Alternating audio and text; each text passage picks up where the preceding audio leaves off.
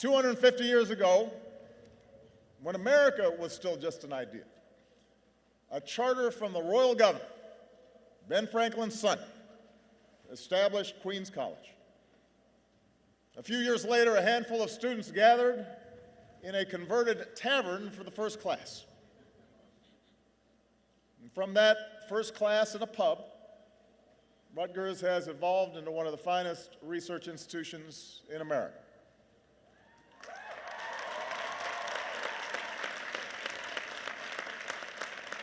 So this is a place where you 3D print prosthetic hands for children and devise rooftop wind arrays that can power entire office buildings with clean, renewable energy. Every day, tens of thousands of students come here to this intellectual melting pot, where ideas and cultures flow together among what might just be America's most diverse student body.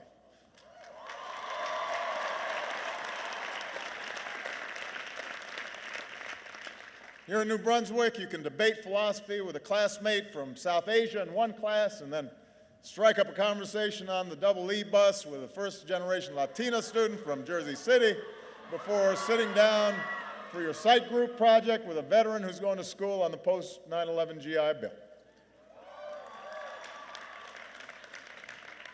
America converges here. And in so many ways, the history of Rutgers mirrors the evolution of America, the course by which we became bigger, stronger, and richer, and more dynamic, and a more inclusive nation. But America's progress has never been smooth or steady. Progress doesn't travel in a straight line. It zigs and zags, in fits and starts. Progress in America has been hard and contentious and sometimes bloody. It remains uneven. And at times, for every 2 steps forward, it feels like we take 1 step back. Now, for some of you, this may sound like your college career. It sounds like mine anyway. Which makes sense because measured against the whole of human history, America remains a very young nation, younger even than this university. But progress is bumpy. It always has been. But because of dreamers and innovators and strivers and activists, progress has been this nation's hallmark. I'm fond of quoting Dr. Martin Luther King Jr., who said, "The arc of the moral universe is long, but it bends towards justice." It bends towards justice. I believe that. But I also believe that the arc of our nation, the arc of the world, does not bend towards justice or freedom or equality or prosperity on its own. It depends on us, on the choices we make, particularly at certain inflection points in history, particularly when big changes are happening and everything seems up for grabs. In class of 2016, you are graduating at such an inflection point. Since the start of this new millennium, you've already witnessed horrific terrorist attacks and war and a great recession. You've seen economic and technological and cultural shifts that are profoundly altering how we work and how we communicate, how we live, how we form families. The pace of change is not subsiding. It is accelerating. And these changes offer not only great opportunity, but also great peril. Fortunately, your generation has everything it takes to lead this country toward a brighter future. I'm confident that you can make the right choices away from fear and division and paralysis and toward cooperation and innovation, and hope.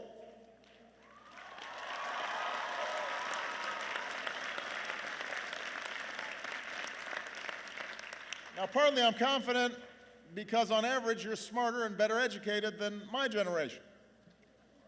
Although we probably had better penmanship. And we're certainly better spellers. We did not have spell check back in my day. You're not only better educated, you've been more exposed to the world, more exposed to other cultures. You're more diverse. You're more environmentally conscious. You have a healthy skepticism for conventional wisdom. So you've got the tools to lead us.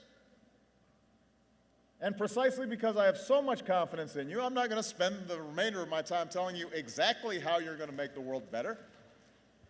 You'll figure it out. You'll look at things with fresh eyes, unencumbered by the biases and blind spots and inertia and general crankiness of your parents and grandparents and old heads like me. But I do have a couple of suggestions that you may find useful as you go out there and conquer the world. Point number one. When you hear someone longing for the good old days, take it with a grain of salt. Take it with a grain of salt. We live in a great nation, and we are rightly proud of our history. We are beneficiaries of the labor and the grit and the courage of generations who came before. But I guess it's part of human nature, especially in times of change and uncertainty, to want to look backwards and long for some imaginary past when everything worked and the economy hummed and all politicians were wise and every child was well-mannered and America pretty much did whatever it wanted around the world. Guess what? It ain't so. The good old days weren't all that good. Yes, there have been some stretches in our history where the economy grew much faster, or when government ran more smoothly. There were moments when, immediately after World War II, for example, or at the end of the Cold War, when the world bent more easily to our will. But those are sporadic, those moments, those episodes. In fact, by almost every measure, America is better and the world is better than it was 50 years ago, or 30 years ago, or even 8 years ago.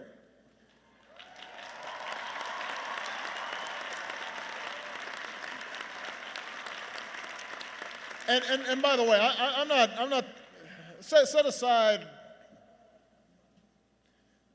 150 years ago, pre-Civil War. There's a whole bunch of stuff there we could talk about. Set aside life in the 50s, when women and people of color were systematically excluded from big chunks of American life. Since I graduated in 1983, which isn't that long ago, I'm just saying. Since I graduated, crime rates, teenage pregnancy, the share of Americans living in poverty, they're all down. The share of Americans with college educations have gone way up. Our life expectancy has as well. Blacks and Latinos have risen up the ranks in business and politics. More women are in the workforce. They're earning more money. Although it's long past time that we pass laws to make sure that women are getting the same pay for the same work as men.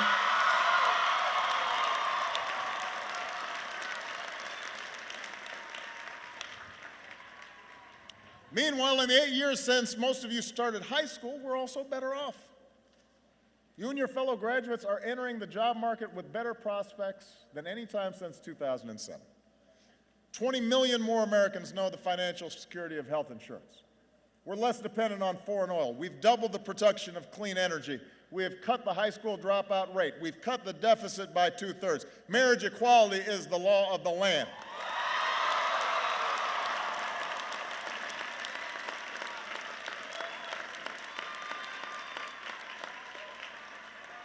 And just as America's better, the world is better than when I graduated. Since I graduated, an iron curtain fell. Apartheid ended. There's more democracy. We virtually eliminated certain diseases like polio. We've cut extreme poverty drastically. We've cut infant mortality by an enormous amount. Now, I say all these things not to make you complacent.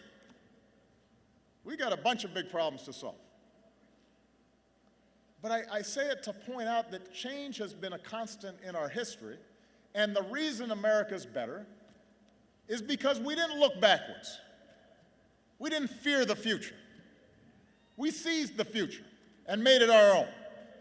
And that's exactly why it's always been young people like you that have brought about big change. Because you don't fear the future.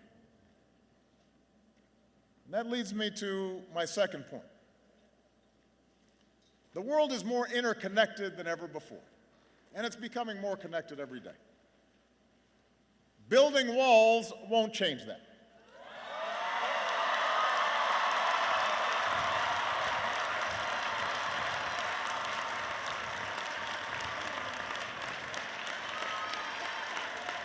Look,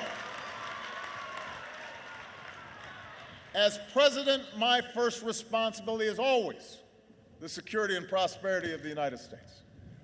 And as citizens, we all rightly put our country first.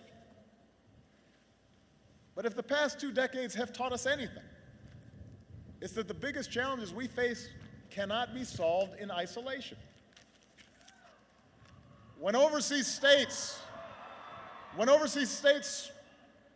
start falling apart, they become breeding grounds for terrorists and ideologies of nihilism and despair that ultimately can reach our shores. When developing countries don't have functioning health systems, epidemics like Zika or Ebola can spread and threaten Americans too, and a wall won't stop that.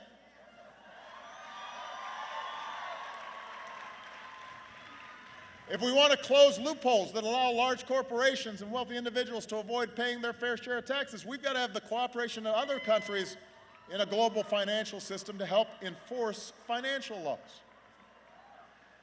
The point is, to help ourselves, we got to help others. Not pull up the drawbridge and try to keep the world out. And engagement does not just mean deploying our military. There are times where we must take military action to protect ourselves and our allies. And we are in awe of, and we are grateful for the men and women who make up the finest fighting force the world has ever known.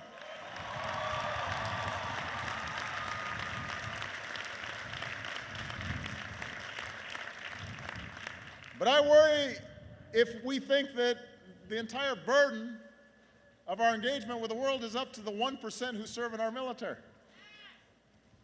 And the rest of us can just sit back and do nothing. They can't shoulder the entire burden. Engagement means using all the levers of our national power and rallying the world to take on our shared challenges. You look at something like trade, for example. We live in an age of global supply chains and cargo ships that crisscross oceans and online commerce that can render borders obsolete. And a lot of folks have legitimate concerns with the way globalization has progressed. That's one of the changes that's been taking place. Jobs shipped overseas, trade deals that sometimes put workers and businesses at a disadvantage. But the answer isn't to stop trading with other countries. In this global economy, that's not even possible. The answer is to do trade the right way by negotiating with other countries so that they raise their labor standards and their environmental standards. And we make sure they don't impose unfair tariffs on American goods or steal American intellectual property. That's how we make sure that international rules are consistent with our values, including human rights. And ultimately, that's how we help raise wages here in America. That's how we help our workers compete on a level playing field. Building walls won't do that. It won't boost our economy, and it won't enhance our security either. Isolating or disparaging Muslims suggesting that they should be treated differently when it comes to entering this country. That is not just a betrayal of our values.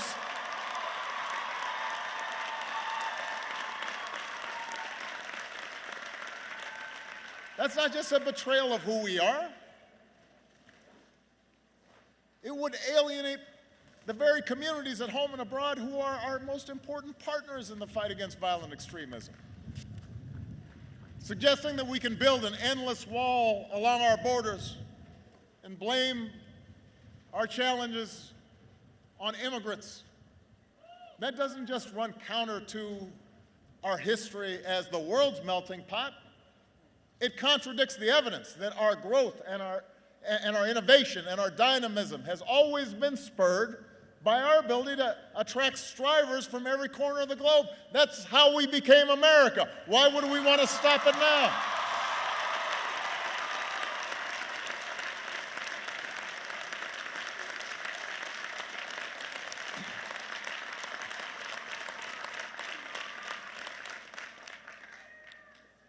Can't do it. Which brings me to my third point.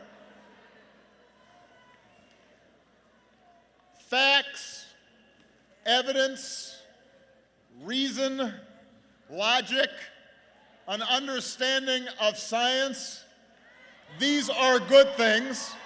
These are qualities you want in people making policy. These are qualities you want to continue to cultivate in yourselves as citizens.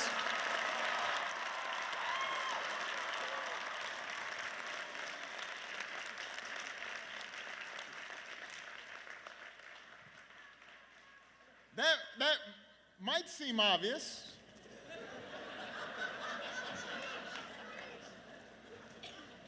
That's why we honor Bill Moyers or Dr. Brunel.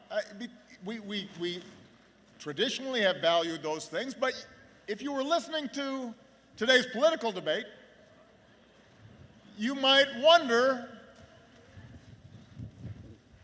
where this strain of anti-intellectualism came from. So class of 2016, let me be as clear as I can be. In politics and in life, ignorance is not a virtue.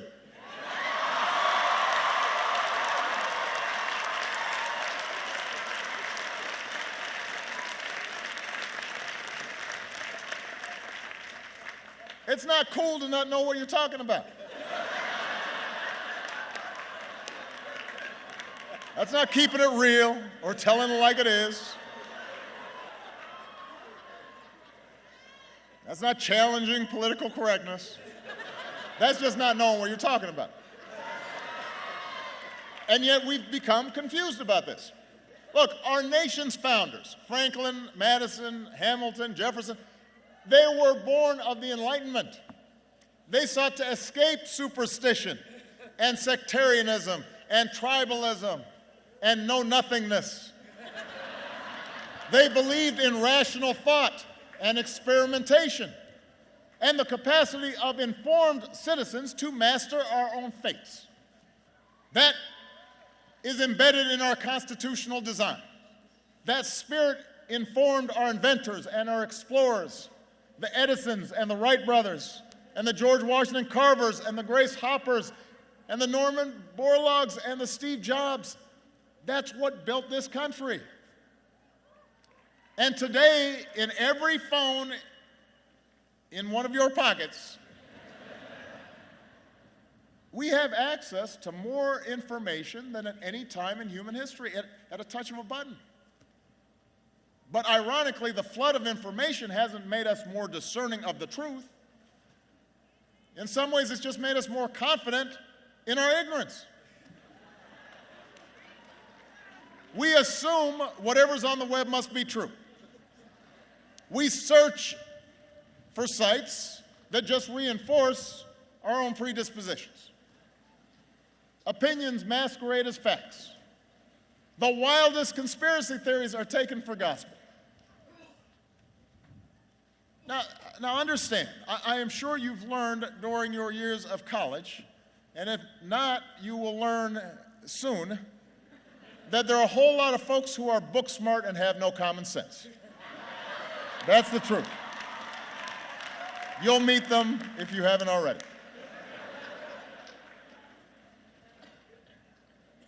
So the fact that they got a fancy degree, you got to talk to them to see whether they know what they're talking about. Qualities like kindness and compassion, honesty, hard work, they often matter more than technical skills or know-how. But when our leaders express a disdain for facts, when they're not held accountable for repeating falsehoods and just making stuff up, while actual experts are dismissed as elitists, then we've got a problem. It's interesting that if we get sick, we actually want to make sure the doctors, like going to medical school, they know what they're talking about. If we get on a plane, we say we really want a pilot to be able to pilot the plane.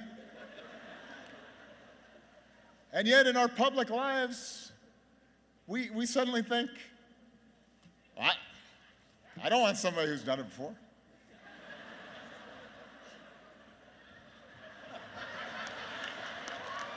Look, the rejection of facts, the rejection of reason and science, that is the path to decline. It calls to mind the words of Carl Sagan, who graduated high school here in New Jersey. He said, "We can judge our progress by the courage of our questions and the depths of our answers, our willingness to embrace what is true rather than what feels good." The debate around climate change is a perfect example of this. Now, I recognize it doesn't feel like the planet's warmer right now. I understand. There was hail when I landed in Newark.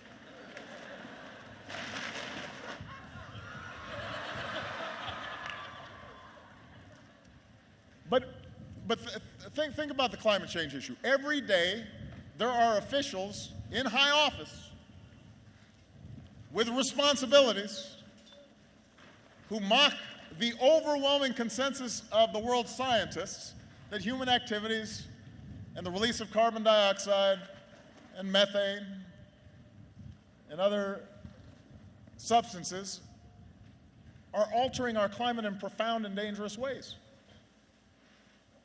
A while back, you may have seen a United States senator trotted out a snowball during a floor speech in the middle of winter as proof that the world was not warming. I mean, listen, climate change is not something subject to political spin. There is evidence. There are facts. We can see it happening right now. If we don't act, if we don't follow through on the progress we made in Paris, the progress we've been making here at home, your generation will feel the brunt of this catastrophe. So it's up to you to insist upon and shape an informed debate. Imagine if Benjamin Franklin had seen that senator with the snowball, what he would think. Imagine if your fifth grade science teacher had seen that.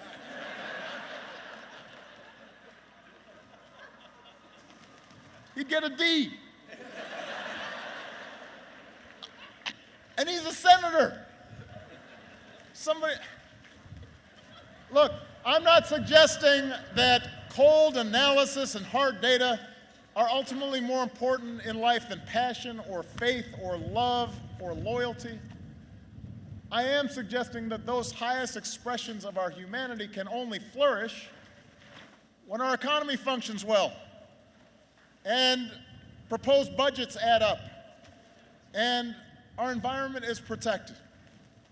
And to accomplish those things, to make collective decisions on behalf of a common good, we have to use our heads. We have to agree that facts and evidence matter. And we got to hold our leaders and ourselves accountable to know what the heck they're talking about. All right. I only have 2 more points. I know it's getting cold and you guys have to graduate. Point 4, have faith in democracy. Look, I know it's not always pretty. I know. I've been living it. But it's how, bit by bit, generation by generation, we have made progress in this nation. That's how we banned child labor. That's how we cleaned up our air and our water. That's how we passed programs like Social Security and Medicare that lifted millions of seniors out of poverty. None of these changes happened overnight.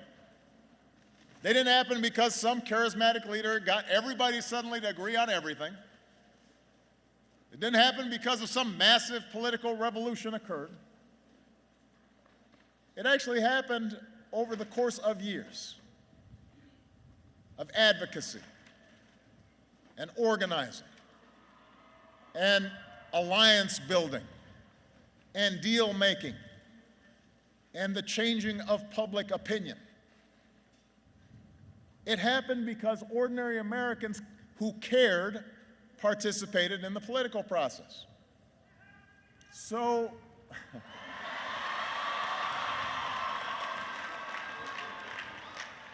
well, that's nice. I mean, I helped, but look, if you want to change this country for the better, you better start participating.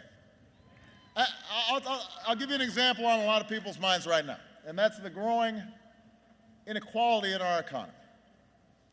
Over much of the last century, we've unleashed the strongest economic engine the world has ever seen, but over the past few decades, our economy's become more and more unequal. The top 10% of earners now take in half of all income in the U.S. In the past, it used to be a top CEO made 20 or 30 times the income of the average worker. Today, it's 300 times more. Wages aren't rising fast enough for millions of hard-working families. Now, if we want to reverse those trends, there are a bunch of policies that would make a real difference. We could raise the minimum wage. We could modernize our infrastructure. We could invest in early childhood education. We could make college more affordable. We could close tax loopholes on hedge fund managers and take that money and give tax breaks to help families with child care or retirement. And if we did these things, then we'd help to restore the sense that hard work is rewarded, and we could build an economy that truly works for everybody. Now, the reason some of these things have not happened, even though the majority of people approve them, is really simple. It's not because I wasn't proposing them. It wasn't because the facts and the evidence showed they wouldn't work. It was because a huge chunk of Americans, especially young people, do not vote. In 2014, voter turnout was the lowest since World War II. Fewer than 1 in 5 young people showed up to vote. 2014. And the 4 who stayed home determined the course of this country just as much as the single one who voted, because apathy has consequences. It determines who our Congress is. It determines what policies they prioritize. It even, for example, determines whether a really highly qualified Supreme Court nominee receives the courtesy of a hearing and a vote in the United States Senate. And yes, big money in politics is a huge problem. We've got to reduce its influence.